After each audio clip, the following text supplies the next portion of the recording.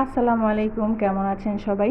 আজকে আমি পাঁচমিশালি শাক দিয়ে মাছের মাথা দিয়ে রান্না করব। কিন্তু বাসায় কোনো শাক নাই। মাছের মাথা আমি ভিজিয়ে রেখেছি, কিন্তু শাক বাসায় নাই। তো কি হয়েছে, আমার ছাদ বাগানে আলহামদুলিল্লাহ কয়েক রকমের শাক আছে, আমি লাগিয়েছি। আর আজকে আমি সেই শাকগুলাই তুলে নিব। তাজা তাজা শাক খেতে আসলে খুবই ভালো লাগে, আর যদি হয় নিজের গাছের শাক নিজের হাতে তুলে, মানে সেটার মজাই আলাদা। তাই আমি চালুন আর একটা কেচি নিয়ে ছাদে চলে আসছি। প্রথমেই আমি এই যে আমার এই দুন্দুল গাছগুলা থেকে এই যে কিছু পাতা, কচি দেখে পাতা ছিঁড়ে নিচ্ছি। আর এগুলো ছেঁড়ার পরে চলে গেছি আমার কুমড়া গাছের কাছে। এইখানেও এই যে দেখেন কতগুলা ফুল ফুটেছে। সকালবেলা আমি আসি নাই, তাই আমি আসতে আসতে ফুলগুলা চুপসে গেছে। এই ফুলগুলোও আমি এই যে ছিঁড়ে নিলাম।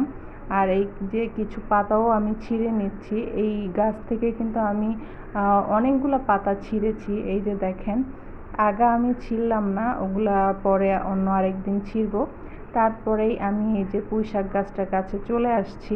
আর এই পাতাগুলা দেখেন, মাশাল্লাহ এক বিঘার থেকেও বড়। আলহামদুলিল্লাহ অনেক সুন্দরভাবে এই গাছটা হয়েছে।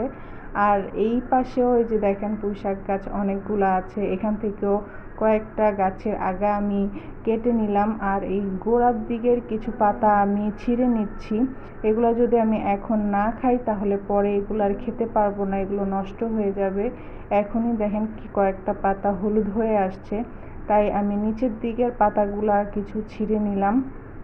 আর আলহামদুলিল্লাহ এই পুঁইশাক গাছ থেকেও আমি বেশ অনেকগুলো পাতা ছিঁড়েছি। আর এই সাইডে দেখেন আমার কলমি গাছগুলা, মাশাল্লাহ দেখেই আমার মন প্রাণ জুড়িয়ে যাচ্ছে।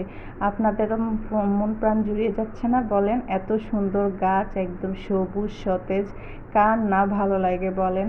এগুলো তো কাটতেই আমার অনেক খারাপ লাগতেছে, মনে হচ্ছে যেন এইরকমই থাক আর সব সময়। কিন্তু এরকম তো থাকবে না, পাতাগুলো দেখা যায় নষ্ট হয়ে যাবে। তাই আমি এখান থেকে বড় বড় দেখে কিছু মানে কলমি শাক কেটে নিলাম। আর এই যে দেখেন কতগুলো পাতা আমি ছিঁড়েছি কলমি শাক।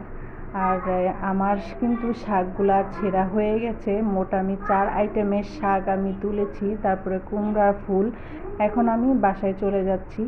আর বাসায় গিয়ে এই যে দেখেন এগুলা, এখন আমি এগুলোকে কেটে ধুয়ে একদম পরিষ্কার করে নিব। আর এই যে মাছের মাথা আমি ধুয়ে পানি দিয়ে সব মশলা কাঁচামরিচ দিয়ে চুলায় বসিয়ে দিয়েছি সিদ্ধ হওয়ার জন্য। মাথাগুলো সিদ্ধ হতে হতে আমি বাহিরে চলে এসেছি লেবু পাতা নেওয়ার জন্য। এটা মামা শ্বশুরের লেবু গাছ, এখান থেকে আমি বেশ অনেকটা লেবু পাতা ছিঁড়ে নিলাম। আর প্রচুর বাতাস হচ্ছিল, বাতাসের জন্য আমি ছিঁড়তে পারতেছিলাম না। তারপরেও কষ্ট করে এই যে বেশ অনেকগুলো পাতা ছিঁড়েছি। আর বাসায় এসেই এই যে লেবু পাতাগুলোকে ধুয়ে তারপরে একটু ছিঁড়ে দিয়ে দিলাম মাথার ভিতরে। আর এখন এই যে দেখেন মাথাগুলো কিন্তু একদম সিদ্ধ হয়ে গেছে, মানে খোঁচা দিলেই ভেঙে যায়। তারপরেই দেখেন এই যে শাকগুলো দিয়ে দিলাম, কতটা সতেজ সবুজ, কি ভালো লাগে দেখতে। এই যে দেখেন এগুলো কিন্তু বেশ অনেকটা নরম হয়ে আসছে পাতাগুলা। এখন এর ভিতর থেকে এই যে মাছের মাথার যে কাঁটাগুলো ছিল, এগুলো আমি একটা একটা করে এখন সব তুলে ফেলে দিব, কারণ খাওয়ার সময় কাঁটাগুলো থাকলে খেতে ভালো লাগবে না। আর এর মধ্যেই কিন্তু আমি রসুন কুচি পেঁয়াজ কুচি দিয়ে বাগার দিয়েছি, সেটা আর আমি আপনাদেরকে দেখালাম না। যাই হোক, আমার রান্না কিন্তু একদম তৈরি। সবাই ভালো থাকুন, সুস্থ থাকুন। আল্লাহ হাফেজ।